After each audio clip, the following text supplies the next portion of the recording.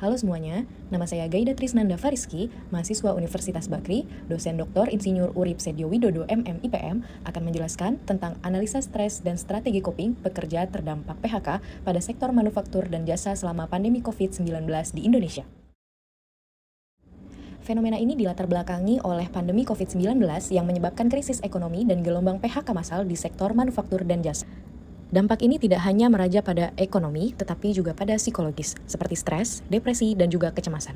Hal ini didukung juga oleh data Kementerian Tenaga Kerja Republik Indonesia tahun 2021, bahwa lebih dari 29 juta pekerja terdampak PHK atau pengurangan jam kerja. Pertama-tama, mari kita bedah faktor penyebab stres. Faktor penyebab stres yang pertama adalah tekanan finansial dan juga ketidakpastian pendapatan. Hal ini tentunya sangat dirasakan bagi orang-orang yang terdampak PHK pada pandemi COVID-19. Seperti yang kita ketahui bahwa pandemi COVID-19 banyak menyebabkan PHK massal di banyak sektor, sehingga banyak juga orang yang tertekan akan kondisi finansial, serta mengalami ketidakpastian pendapatan. Selanjutnya adalah kecemasan kesehatan dan isolasi sosial. Banyak pekerja di Indonesia yang mengalami situasi di mana mereka harus bekerja untuk menghidupi orang-orang di sekitarnya, terutama keluarga. Beban keluarga ini menjadi faktor penyebab stres, di mana mereka yang tidak memiliki ketidakpastian pendapatan harus memikirkan juga beban keluarganya. Hal ini banyak terjadi pada pekerja perempuan, khususnya di bidang manufaktur, karena mereka harus membagi dua hal antara pekerjaan dan juga rumah tangganya, sehingga mereka harus memiliki peran ganda atau double burden. Yang terakhir adalah akses terbatas terhadap pelayanan sosial dan pelatihan kerja.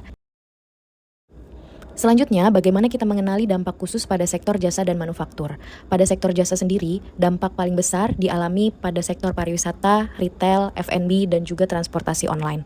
Banyak kehilangan pendapatan musiman sehingga mengalami stres akut. Pada sektor manufaktur, garmen, atau tekstil, banyak terjadi pemberhentian hubungan kerja massal atau PHK massal, serta terjadi penurunan ekspor hingga 17%, dan 80% perusahaan sempat berhenti beroperasi. Dan dominasi pekerja perempuan sekitar 81% mengalami tekanan ganda, domestik, dan juga ekonomi.